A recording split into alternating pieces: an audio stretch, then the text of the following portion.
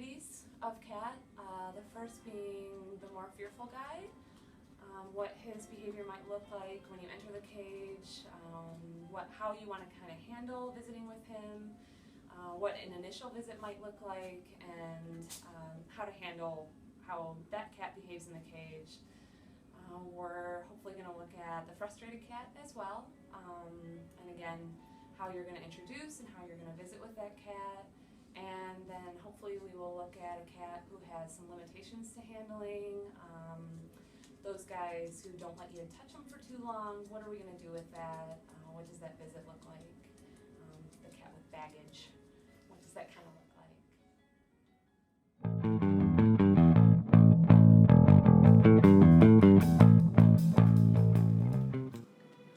Okay, so first we're going to visit with Willie, who is more of the fearful cat that we're hoping to look at. He's a middle-aged guy, came in as an owner surrender. Profile indicated that he's very social in his home, so this is probably a cage-related behavior that we can work through probably pretty easily, we're hoping.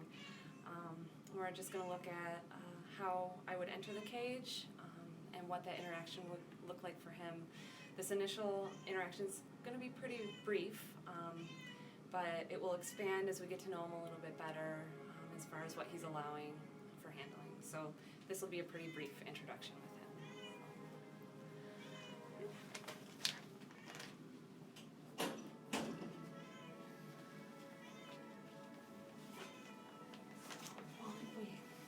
Always use a towel. This guy's probably not going to come out, but I'm going to make sure we have our towel.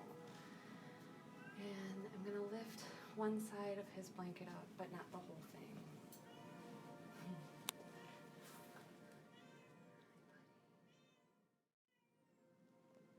He's actually pretty relaxed right now.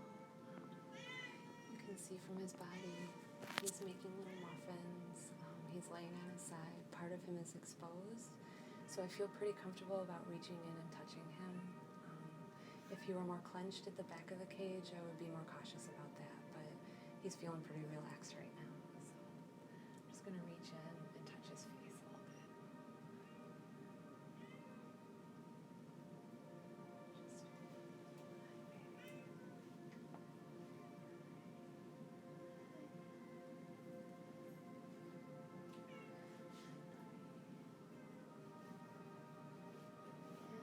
To see, but he's leaning in a little bit to my touch on his face, and he's purring.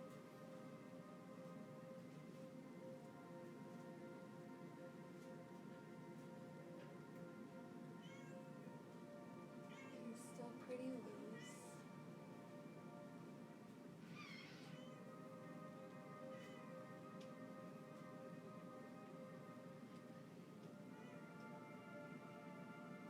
Always move back from time to time to make sure that they're not tensing up, that he's remaining loose. So I don't want to keep pushing forward if he tenses up at all, which he's not. He's exposing more of himself to me.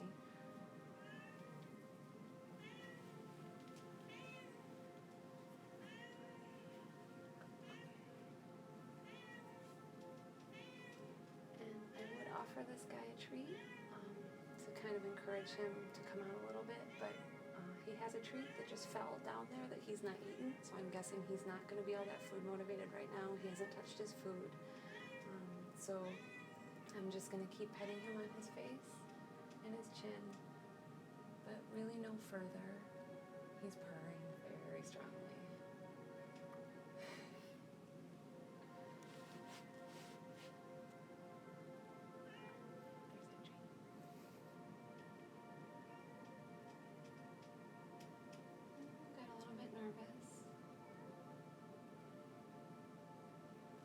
I'm not going to push past face or chin right now.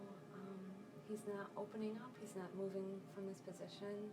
So if I were to push past this area of his body, it might cause him to kind of retreat a little bit, which I don't want to do. I want him to stay loose with me the entire time we're together.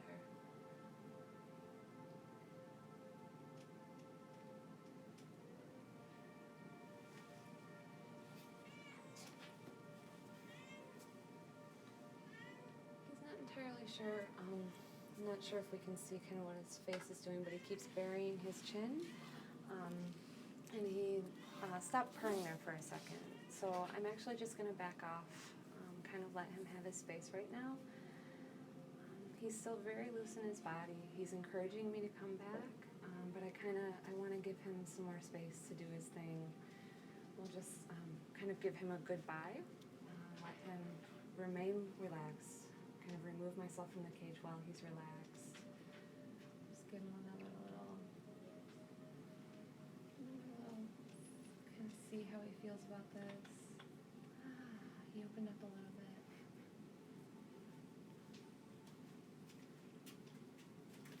Oh, I'm nervous. Heard a noise.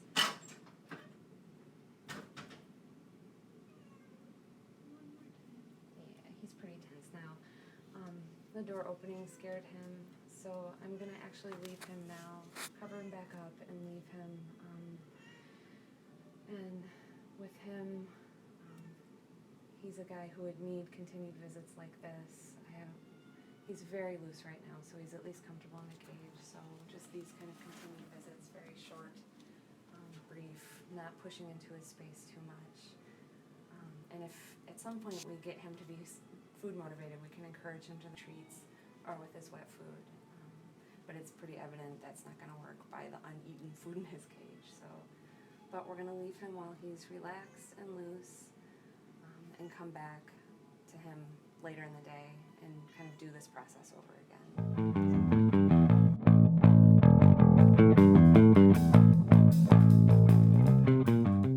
So this is Kona, who is a middle-aged cat who came to us from unusual circumstances. And unfortunately, she was a harbor here and in a cage for about 6 weeks before I was able to get her out. She wasn't ours, so I had to wait for her to be surrendered before I could do that. So we managed that behavior in the cage for a while, and she came to the office so that, much like the condo cats, we could kind of give her more space. And what we've realized is that she has a very low threshold for handling and some frustration issues. So been trying to work on that here, and I'd kind of like to show you what a visit with this kind of cat might look like. She can be a little shy of strangers, so hopefully I can get her to come out for us. So, in this case, this is the kind of cat when we say this cat would be great for just sitting and reading in the condo. That's exactly what I would actually suggest for her. I'm going to actually put her wand toy away as soon as she comes out.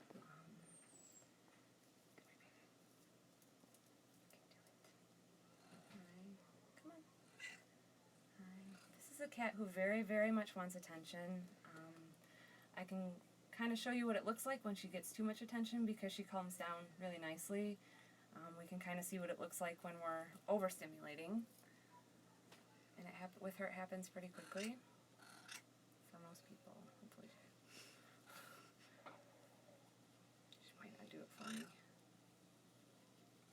Okay.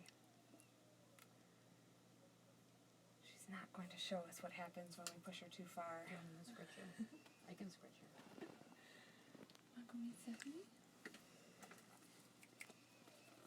Yep.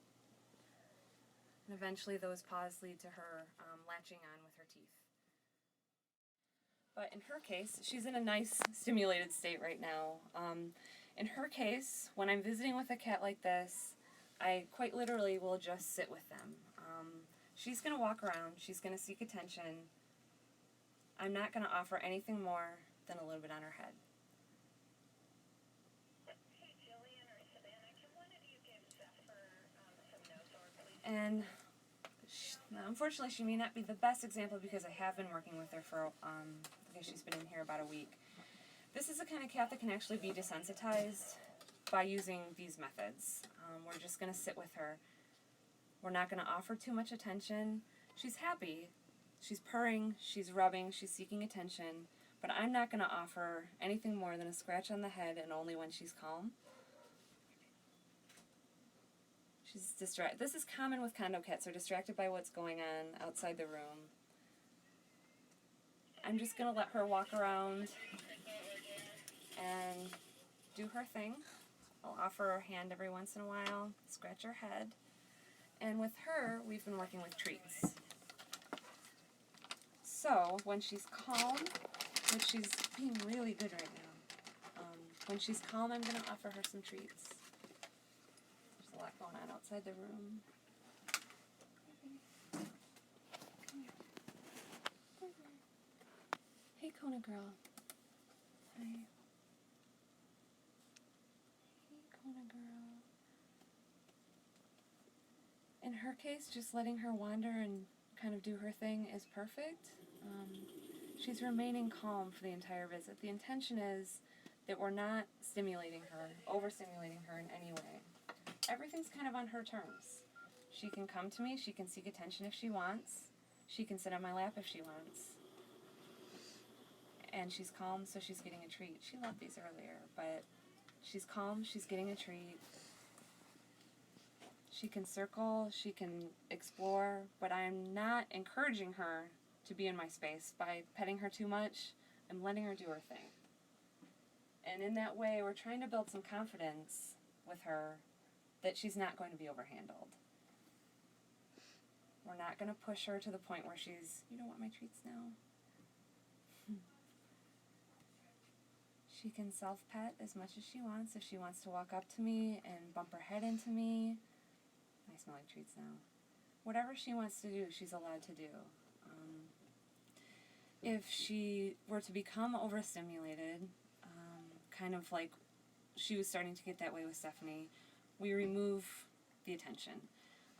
With a cat like this, if you just sit with them and allow them to calm down on their own, often they will, which is what we want. We want them to be calm for an entire visit. And if that means that I'm just sitting here not really doing anything while she wanders around and rubs, and occasionally I offer her some attention on her head, she's moving away. I shouldn't have touched her in that moment. If they choose to move away, we let them move away. If she approaches me, I can pet her head if she's calm, or I can just let her rub on me. She's purring and she's happy. She's a little overstimulated by what's going on, but again, this is common for what happens in the condos. They see people walking past, they want to inspect it, and also common for condo cats. She's a very independent cat. She wants attention, but she wants to do her thing. So we're going to kind of let her do that. And her food's right there. But I don't move too much. Just kind of sit quietly. Let her rub when she wants. And this is also common for her to move away when she chooses to move away. I'm not following her. I'm not forcing her to do anything. Everything is kind of on her terms. And she's moved away. And to be honest, once she's moved away, I would remove myself at that point. She's comfortable. She's found her space. She's gotten attention that she wants. And it's not bad sometimes to just sit with a cat for a couple of minutes, give them the attention they want, and then to move on to another cat. She's happy. We may think she needs more, but by moving away, she's told us that she's done. She doesn't want any more attention. So at that point, I would remove myself from the condo. It looks a little different in a cage. We can probably look at that too. But this is very typical. This would be a very typical condo visit.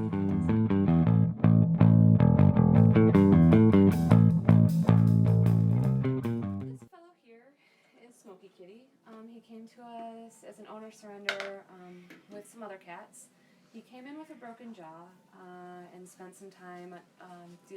We were treating that, trying to figure out what his needs were. He went to foster and came back from foster and has been here for a little while. He's had a couple of cage changes based on his behavior needs, and at this point he's proving to be fairly frustrated in the cage. It seems to be sporadic. I don't really know what's causing it, to be honest. Sometimes it's customers, sometimes it's kids coming through, and he has stretches where he's great. I can kind of show you what working with him would look like. In his case, he's a very social cat who's also playful. Those things don't always happen in the same visit, so I'm not really sure what this would look like, but we can kind of take a look at what a visit with a cat like this might look like. And right now, he's very interested in his food and water. So generally, grab a towel. These guys I don't generally allow in my space. We don't really want them coming out too far. That causes more stimulation. So there's Mr. Smokey rubbing on the cage bars. Steal his toy. Hi, Papa. And this guy's never really responded to my treats, so we've kind of always used toys with him. So I'm just gonna hang on to this, not let him see it. And he really wants into my space. And this is where a lot of the frustration comes from. He's allowed to rub his head on my hand. I'm not going to pet him any further than that. We don't want to offer any extra stimulation for this guy, and full body pets are absolutely extra stimulation. And this could be one of those times where he's just happy to have me here. This is a cat you keep the visits very short with while he's remaining calm. I don't offer anything extra for him. If he starts to become overstimulated, I'm going to redirect him with a toy. That may not happen. Hi, bud. He's a guy who likes to use his paws a lot. Hi. I don't want him to get too interested in my hand, which he's kind of doing right now. And I'll remove my hand if he does that. If it leads to any kind of licking, or in his case there's not a lot of licking because he still has a broken jaw. Nope, nope, nope. Back in the cage for me. Back in the cage.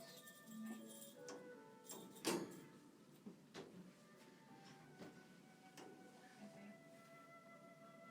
He's actually doing really well. Back in the cage, buddy. I don't want to push him back in, but I don't want him coming too far out, so I'm just going to kind of hold my hand here to keep him from coming too far out. Hi. Back in. What do you think? The goal is just to keep him calm and happy. And I'm not, he went to eat. We're going to let him eat, let him do what he wants. If he wants to come back and visit, he's welcome to.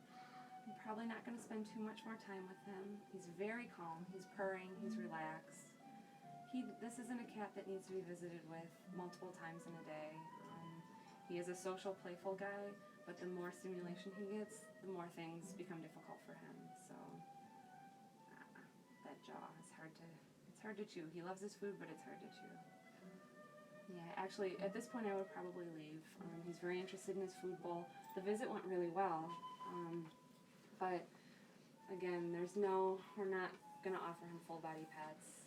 If he had started to use his paws, I would have continued to try to redirect with this toy. He's not too interested in this right now, but we're going to say goodbye. We're going to say goodbye right now. And if we find that he's not, or any of these kind of frustrated guys are not all that interested in the toys that are in their cage, that's the kind of thing that could be written on the behavior board so that I can swap out toys, kind of find something. If they've lost interest, these are guys that lose interest in toys pretty quickly, so a toy swap is something that needs to happen. So if they're losing interest, then we need to find something else for them. But that's pretty typical, just letting him into my space as much as he wants, not overstimulating. He's moved away to eat, so I'm going to move on to someone else.